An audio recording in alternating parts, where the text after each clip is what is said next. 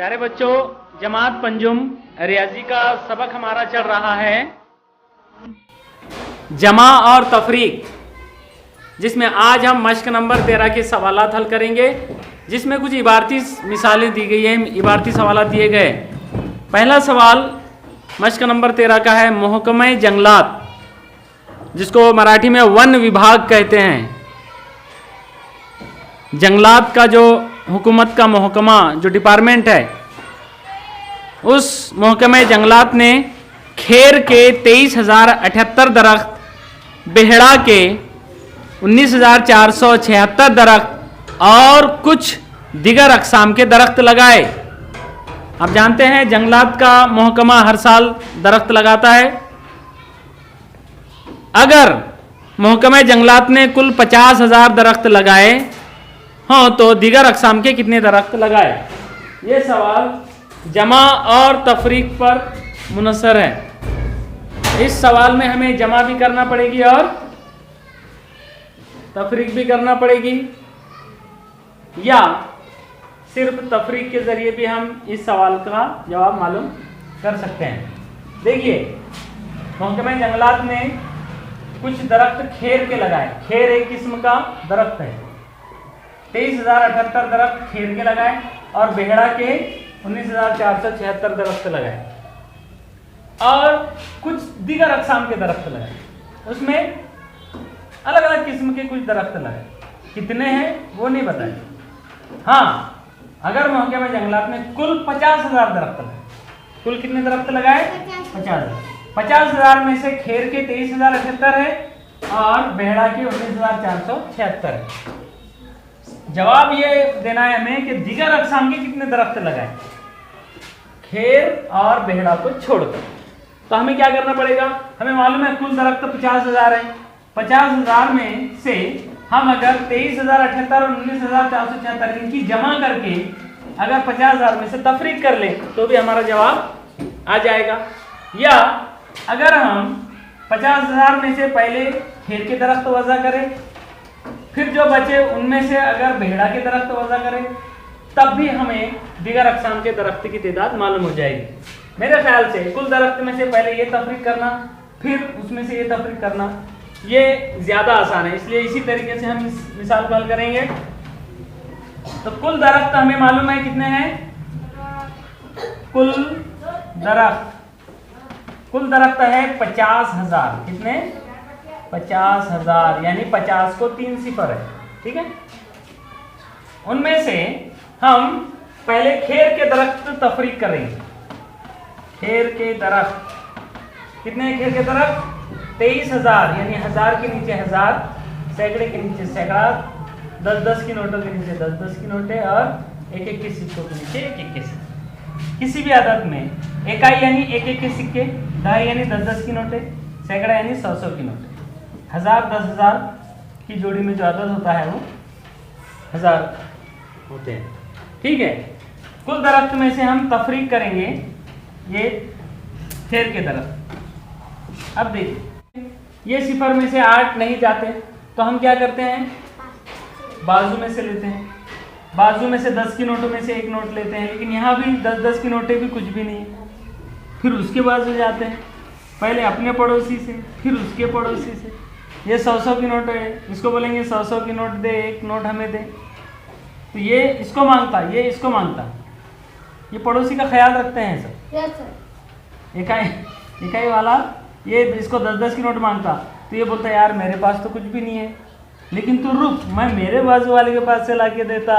फिर ये आता इसके पास, फिर इसको बोलता यार एक 100 की नोट देना। तो ये बोलता नहीं यार मेरे पास तो कुछ नहीं है, मैं खुद ज़ीरो है, मैं खुद परेशान है, तुझे कहाँ से दूँ?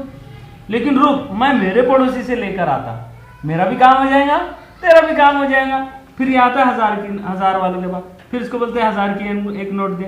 ये बोलता है यार मैं भी तो तुम्हारी ही तरह हूँ, मैं भी बिल्कुल ऐसा हूँ कि मेरे पास कुछ भी नहीं है, लेकिन रुको मैं मेरे पड़ोसी के पास जाता हूँ, वो बड़ा अमीर है। फिर ये आता है इसके पास, तो ये इसे एक बंडल 1000 के, ये 10-10 के बंडल है ये 5, उसमें से एक बंडल इनको दे देता है। तो ये हो जाते हैं 10।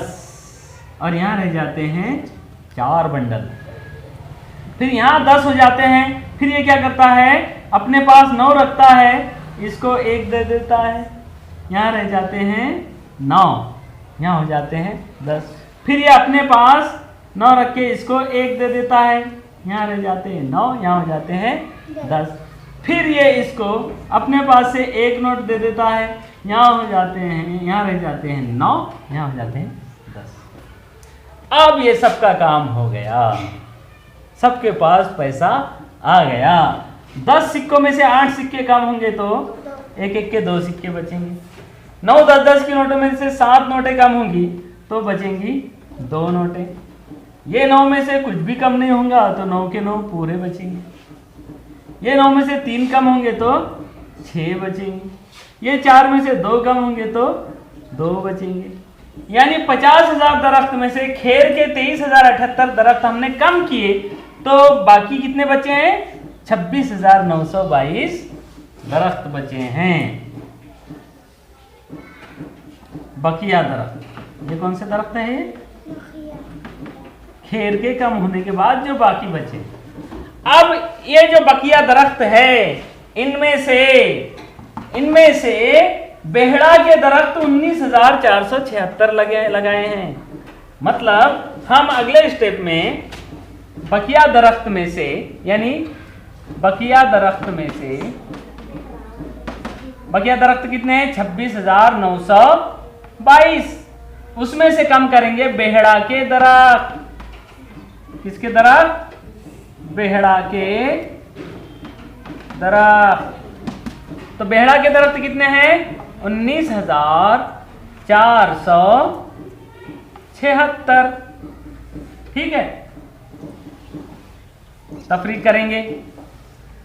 2 में से 6 जाते क्या करेंगे, उधार इसके पास से लेंगे, यहाँ हो जाएंगे 12, यहाँ रह जाएगा 1।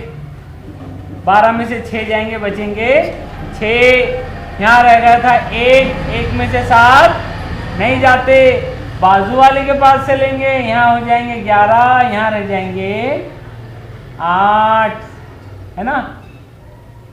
11 में से 7 जाएंगे, बचेंगे 4, यहाँ है 8 में से 4 जाएंगे, बचेंगे 4।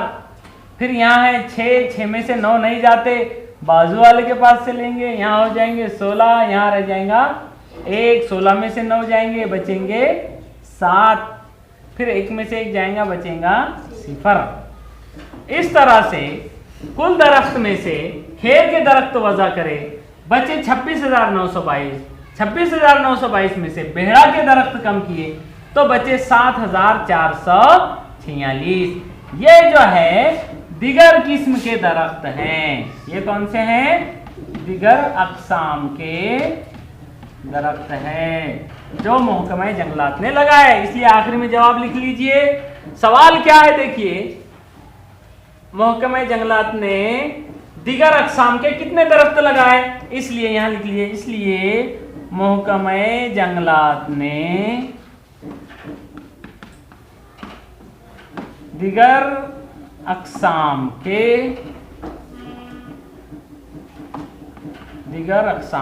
कितने दरख्त लगाए, 7,446 दरख्त लगाए। ठीक है।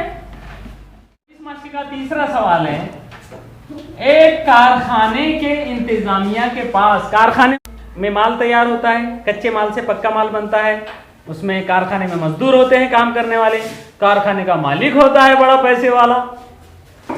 तो बहुत सारे कारखानों की जो इंतजामिया होती है, जो कमेटी होती है, जो कारखाना चलाती है, उनके पास मजदूरों की फलाह बहबूदी के लिए, मजदूरों की भलाई के लिए एक फंड होता है, कुछ रकम होती है जो वो अपने मजदूरों पर खर्च करते हैं। मजदूरों को उनकी मजदूरी देने के अलावा उनकी मदद करने के लिए, उनकी फलाह बहबूद, उनकी भलाई के लिए एक फंड होता है। तो एक कारखाने के इंतजामिया के पास मजदूर फलाह बहबूद की मद की सूरत में 25,40,600 रुपए थे। ये 25,40,600 रुपये उस कंपनी की इंतजामिया ने मजदूरों, गरीब मजदूरों की भलाई के लिए अलग रख लिए थे कि हम ये पैसा इस साल हमने जो प्रॉफिट कमाया है उसमें से इतना पैसा मजदूरों पर खर्च करेंगे। इसमें से 12,37,865 रुपए तिब्बी अखराजात के तौर पर खर्च किए गए। तिब्बी यानी मजदूरों की बीमारियों के इलाज, यानी उस कारखाने के ऐसे मजदूर जो किसी बीमारी का शिकार हो गए, उनकी बीमारी के इलाज के लिए यानी तिब्बी अखराजात के तौर पर 12,37,865 रुपए उस कंपनी ने खर्च की। और 8,42,317 रुपए मजदूरों के बच्चों की तालीम पर खर्च किए गए, यानी उस कारखाने की इंतजामिया ने मजदूरों के बच्चों की तालीम पर 8,42,317 रुपए खर्च किए। और बाकी रकम कैंटीन के लिए महफूज रखी गई। जो बची रकम थी वो कैंटीन के लिए महफूज रखी गई, मजदूरों के खाने पीने के इंतजाम के लिए, जो कैंटीन बनी होती है उसके लिए। तब कैंटीन के लिए कितनी रकम रखी गई, ये सवाल है। तो इसे भी हम क्या करेंगे, पहले हमें ये मालूम होना चाहिए कि कुल रकम कितनी थी। कुल रकम यहां लिखेंगे हम, कुल रकम कितनी है, कुल रकम 25,40,600। उनमें से 12,37,865 रुपए तिब्बी अखराजात पर खर्च हुए। तिब्बी अखराजात पर खर्च कितने किए, 12,37,865 बराबर एक एक के नीचे एक, एक दाही के नीचे दाही, सैकड़े के नीचे सैकड़ा, ऐसे आना चाहिए। हाँ, अब हम क्या करेंगे, कुल रकम में से ये खर्च हो गए, वजह करते हैं कितनी रकम बची फिर कंपनी के पास, देखिए वजह कीजिए। सिफर में से 5 जाते क्या, नहीं जाते। फिर क्या करेंगे, बाजू वाले के पास आएंगे। बाजू वाला बोलेगा मैं खुद भी परेशान हूं, मैं खुद भिखारी हूं, तो मैं तुझे क्या दे सकता हूं। लेकिन पड़ोसी का बड़ा हक होता है, हमारा मजहब इस्लाम भी कहता है पड़ोसी का बड़ा हक है। हदीस है, हुजूर सल्लल्लाहु अलैहि वसल्लम ने फरमाया पड़ोसी का हक है। जब पड़ोसी कभी परेशान हो, वो तुम्हारे पास आए अपनी जरूरत की तकमील के लिए, अगर वो तुमसे मदद तलब करे तो हमारा फर्ज है कि हम अपने पड़ोसी की मदद करें, चाहे हमारे पास कुछ हो या ना हो।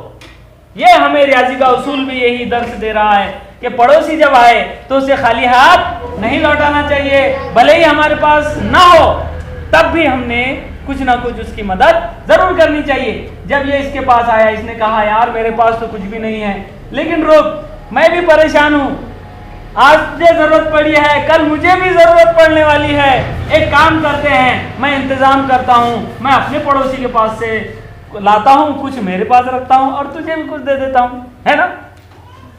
ठीक है, ये आता है इधर, यहां पर सैकड़े के पास आता है, इसको बोलता है 1 नोट दे दो बाबा। फिर ये 6 नोटों में से 1 नोट देते हैं तो 10-10 की ये चिल्लर करता है, 10 नोटें हो जाती है। फिर यहाँ 5 बच जाती है नोटें इसके पास, 100 की 1 नोट गई, फिर चिल्लर हुई 10-10 की 10 नोटें बन गई। उसमें से 1 नोट इसने इसको दे दिया तो इसके पास 10 सिक्के हो गए, एक एक के 10 सिक्के हो गए, और इसके पास 9-10-10 की नोटें बच गई। अब 10 में से 5 गए बचे 5, 9 में से 6 गए बचे 3, 5 में से 8 नहीं जाते। फिर आएंगे पड़ोसी के पास, ये आएगा इसके पास, ये बोलेगा मेरे पास तो कुछ भी नहीं है। लेकिन रुक, तू मेरा पड़ोसी है, पहली बार मदद के लिए आया है, मदद मांगने के लिए, चल मैं अपने पड़ोसी से कुछ लाकर खुद का भी काम करता हूं और तुझे भी देता हूं। यहां से इधर 1 गया, यहां बचे 3, यहां हो गए 10, फिर इसने रखा अपने पास 9, इसे दे दिया 1, यहां हो गए 15, 15 में से 8 गए, बचे 7, यहाँ बचे 9 बचे, बोले तो पहले से 9 थे, यहाँ पर 9 में से 7 गए बचे 2, फिर यहाँ 3 में से 3 गए बचे 0। उधार लेने का काम नहीं, 3 में से 3 जाते ना, जब जरूरत पड़े तभी उधार मांगना, वरना नहीं। फिर यहाँ 5 में से 2 गए बचे 3, फिर यहाँ 2 में से 1 गया बचा 1। तो देखिए कुल रकम 25,40,600 थी, लेकिन तिब्बी अखराजात के 12,37,865, उसमें से तफरीक करने के बाद अब बकिया रकम कंपनी के पास कितनी बची है? 13,02,735 रुपए। अब इस रकम में से ये जो बकिया रकम है, इसमें से बच्चों की तालीम पर 13,02,735, इसमें से बच्चों की तालीम पर खर्च किया गया, मजदूरों के बच्चों की तालीम पर खर्च किया गया। कितनी रकम खर्च की गई? 8,42,317। अब देखिए यहां पर इस पॉइंट को आप गौर से देखिए, 8,42,317। अगर मैं यहां से 8 लाख लिख लूं, 8,42,317, अगर ऐसे में लिखूं तो क्या होगा? देखो, एक एक के सिक्कों के नीचे कुछ भी नहीं आया, 10-10 की नोटों के नीचे एक एक के सिक्के आ गए, 100-100 की नोटों के नीचे 10-10 की नोटें आ गई, है ना, 1000 के नीचे सैकड़ा आ गया। ऐसा तफरीक करते वक्त और जमा करते वक्त तो ऐसा नहीं होना चाहिए। ये 7 इकाई के हैं तो इकाई के नीचे ही आना चाहिए उन्होंने, इसलिए इनको इधर से आगे लौटना पड़ेगा, इनको उधर लौटना पड़ेगा, इनको बोलेंगे थोड़ा आगे सरको, तो क्या करना पड़ेगा? फिर इनको आगे सरकाएंगे तो क्या हो जाएगा? एक एक मुकाम जब ये आगे सरकेंगे तो क्या हो जाएगा? ये यहां से लिखना शुरू करना पड़ेगा हमें, 8,42,317। ठीक है। अब जो है एक एक के नीचे एक एक, 10-10 के नीचे 10-10 आ गए हैं। इनकी करो तफरीक। 5 में से 7 कम करेंगे, नहीं होते, क्या करेंगे? यहां से इसको देंगे 1, यहां रहेंगे 2, 15 में से 7 जाएंगे, बचेंगे 8, यहाँ 2 है, 2 में से 1 जाएंगे, बचेगा 1, यहाँ 7 है, 7 में से 3 जाएंगे, बचेंगे 4। जब तफरीक होते तो उधार क्यों लेने का? उधार कब लेंगे?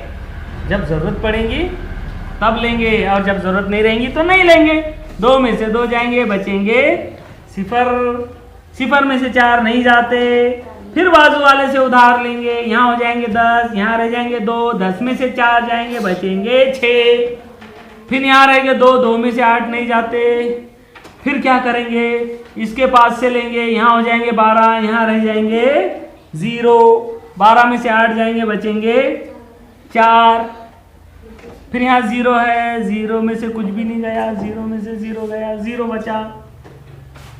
तो अब ये जो कुल रकम थी उसमें से तिब्बी अखराजात कम हुए, फिर इतनी बची, फिर इस रकम में से बच्चों की तालीम पर जो खर्च हुआ वो खर्च हो गया, अब इतनी रकम बची है। ये रकम कैंटीन के लिए महफूज रखी गई है, ये रकम कैंटीन के लिए महफूज रखी गई है। कितनी रकम है वो? 4,60,418। इसलिए आखिर में जवाब लिखेंगे सवाल को देखकर, कैंटीन के लिए कितनी रकम महफूज रखी गई, यहीं से जवाब लिखेंगे। कैंटीन के लिए 4,60,418 रुपए महफूज रखे गए, इसलिए कंपनी ने कैंटीन के लिए कितने? 4,60,418 रुपए रकम, कैंटीन के लिए 4,60,418 रुपए रकम महफूज रखी गई। ठीक है। इस तरह से बचे हुए 2 सवालात आपको हल करना है।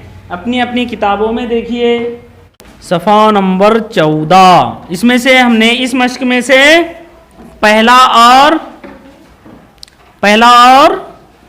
तीसरा सवाल हल किया है। अब देखिए दूसरा सवाल क्या है। एक शहर की आबादी 37,04,926 है, उसमें मर्दों की तादाद 11,24,069 और औरतों की तादाद 10,96,478 है और बाकी बच्चे हैं। तो बताइए शहर में बच्चों की तादाद कितनी है? कुल आबादी में से पहले मर्दों को वज़ा करेंगे, फिर औरतों को वज़ा करेंगे, बच्चों की तादाद मालूम हो जाएंगी। चौथा सवाल देखिए, क्रिकेट मैच के लिए पहले दिन 13,608 टिकट, दूसरे दिन 8,955 टिकट और तीसरे दिन कुछ टिकट ज्यादा फरोख्त हुए। इन तीनों दिनों में कुल मिलाकर 36,563 टिकट फरोख्त हुए। तो तीसरे दिन कितने टिकट फरोख्त हुए? कुल टिकट में से पहले दिन के टिकट वजह करेंगे, फिर जो बचेंगे उसमें से दूसरे दिन के टिकट वजह करेंगे, फिर जो बचेंगे वो तीसरे दिन फरोख्त हुए टिकट की तादाद कहलाएगी।